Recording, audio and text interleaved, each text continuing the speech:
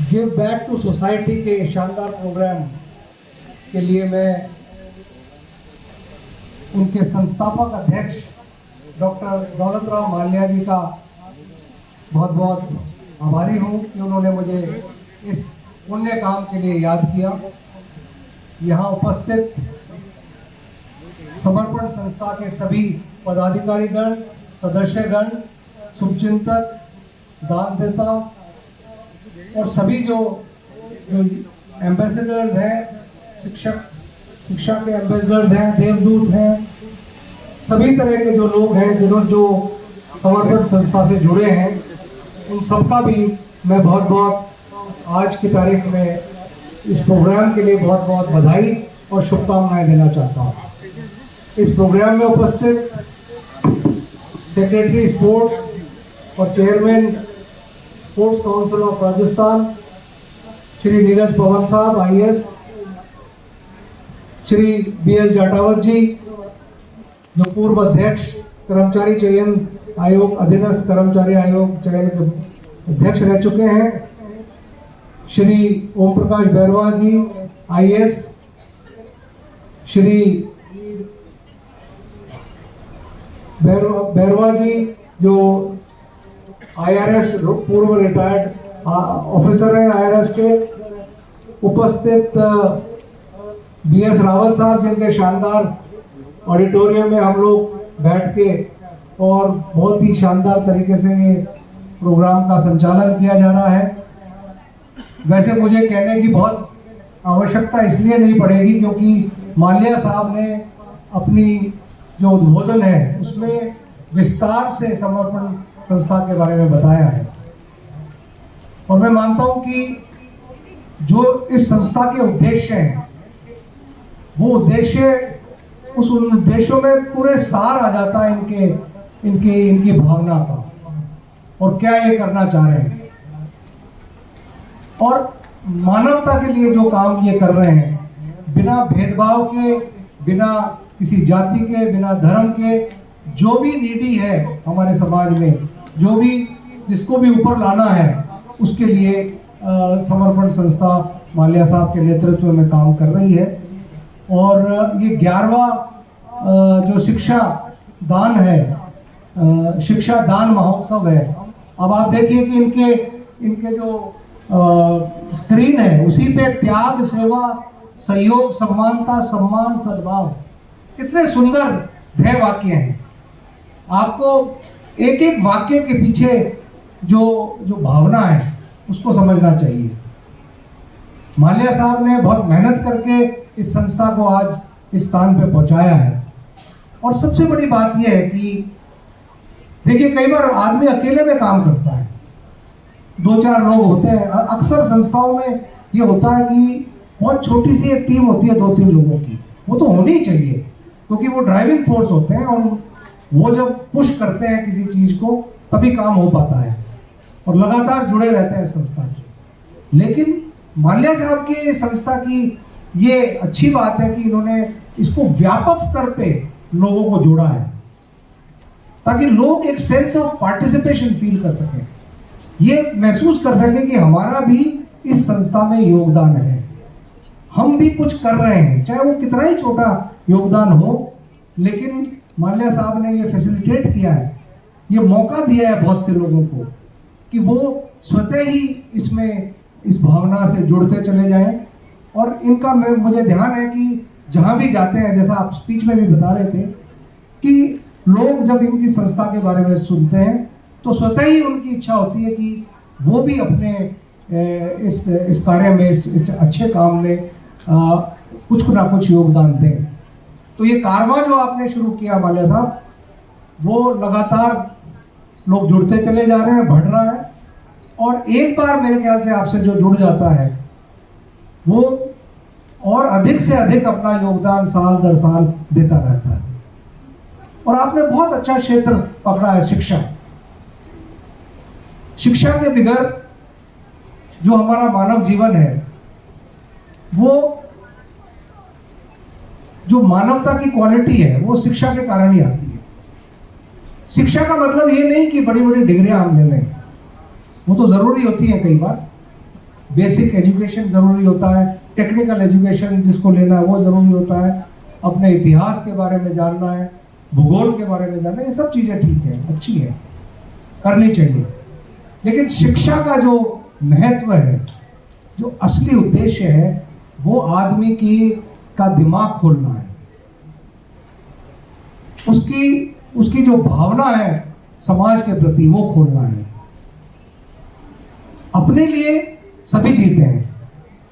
आज अगर कोई अच्छी से अच्छी शिक्षा पाकर कहीं कुछ अच्छा करता है वो अच्छी बात है, समाज में कंट्रीब्यूशन भी करता है, देश की जीडीपी में भी उसका योगदान रहता है। लेकिन अगर वो कुछ वापस देता है समाज को, पे बैक टू सोसाइटी करता है, जैसा कि बाल्या साहब ने शुरू में कहा, बहुत अच्छी बात कही। हम इस पृथ्वी पे आते हैं और मानव जाति इस पूरे फूड चेन में सबसे ऊपर है। एक तरह से हम ये सोचने लगते हैं कि हम इस पृथ्वी के सर्वे सर्वा हैं, हमने जो तय कर लिया वो सबके लिए अच्छा है, सभी पक्षी प्राणी पेड़ पौधे सबके लिए वही ठीक है। लेकिन अगर हम तनिक सोच के ठहर के सोचें तो क्या ये विचार ठीक है? बिल्कुल नहीं, क्योंकि पृथ्वी पे दूसरे प्राणियों का, दूसरे एनवायरनमेंट में दूसरे जो जीव जंतु हैं उनका भी उतना ही अधिकार है। और ये जो भावना है कि हम जब मनुष्य हम बने हैं तो मानवता सबसे बड़ा धर्म है, और इस धर्म के बाद हमें जो भी मिला है प्रकृति से, आफ्टर ऑल अगर इस धरती पे अगर अनुकूल वातावरण नहीं होता, अनुकूल आपके रिसोर्सेज नहीं होते, सब कुछ अनुकूल नहीं होता, तो मानव जाति की उत्पत्ति होती ही नहीं पृथ्वी पे। तो ये सारी देन एक तरह से प्रकृति की देन है, पृथ्वी की देन है, पूरे विश्व की या यूनिवर्स की देन है, ये कह सकते हैं। तो ये हमारा कुछ नहीं है, हम सिर्फ एक यात्री हैं। और इस यात्रा को बेहतर बनाने के लिए जो हमारे सह यात्री हैं, उन सह यात्रियों को भी हमें साथ लेके चलना पड़ेगा। आज कोई भी समाज, कोई भी देश, कोई भी राज्य तभी प्रगति कर सकता है, विकास कर सकता है, जब समाज में समानता आए।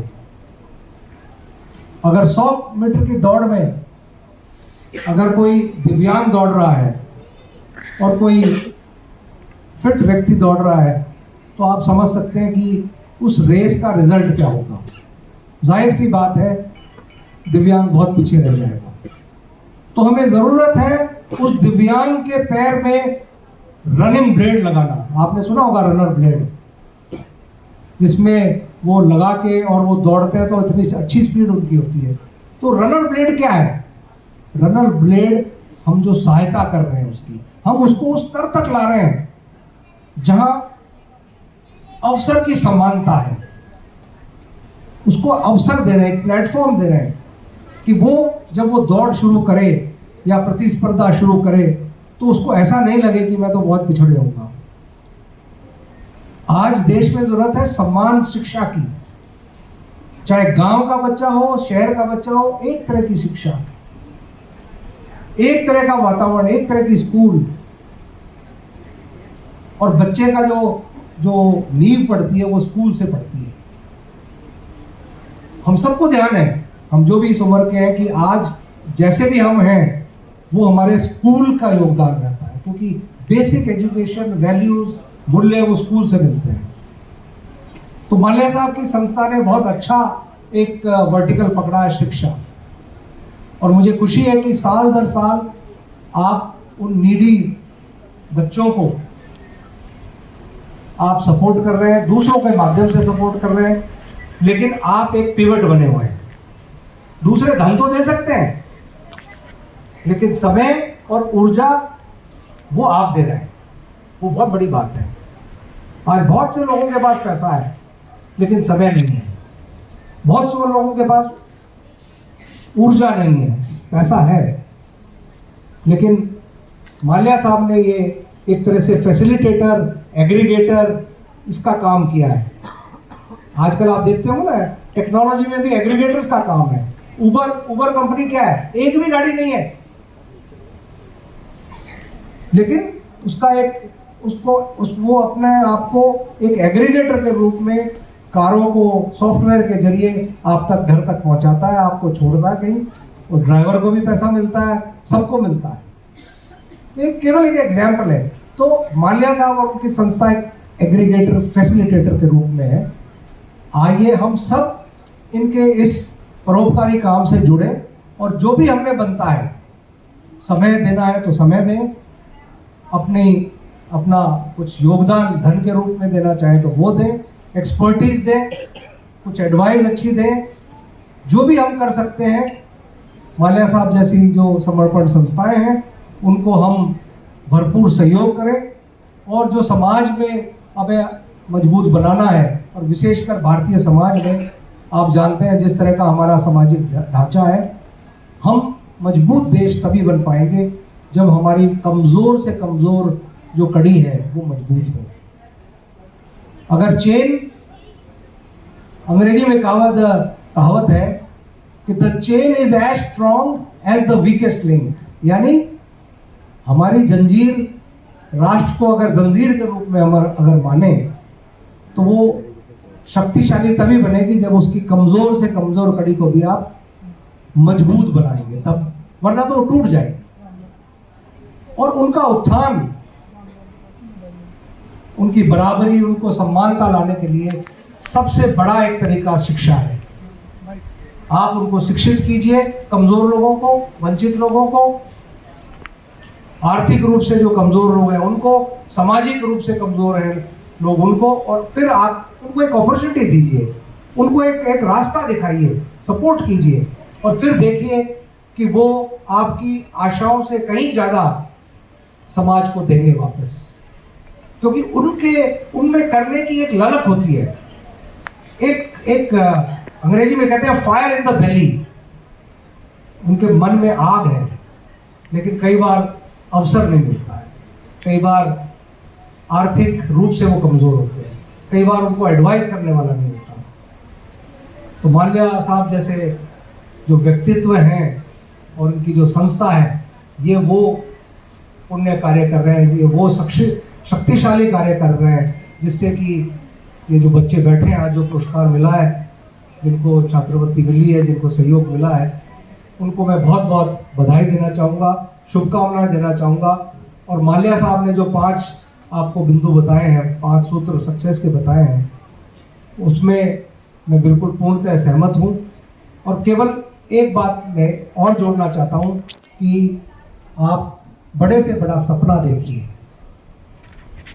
क्योंकि आपके लिए जो बच्चे हैं, अब भारत की जनसंख्या युवाओं की है, आप जितना सपने देखेंगे उन सपनों को फिर रीच आप पहुंचने की कोशिश भी करेंगे। कुछ सपने साकार भी होंगे, कुछ नहीं भी होंगे, लेकिन लगातार आपको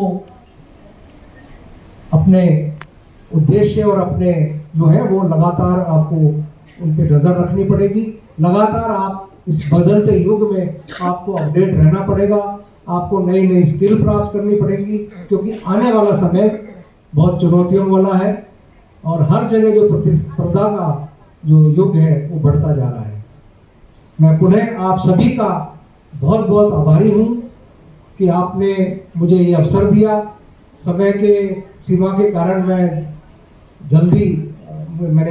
निवेदन किया कि मुझे उद्बोधन का मौका दें। मैं आप सबसे पुनः आप सभी का बहुत बहुत आभारी हूँ। धन्यवाद। जय हिंद।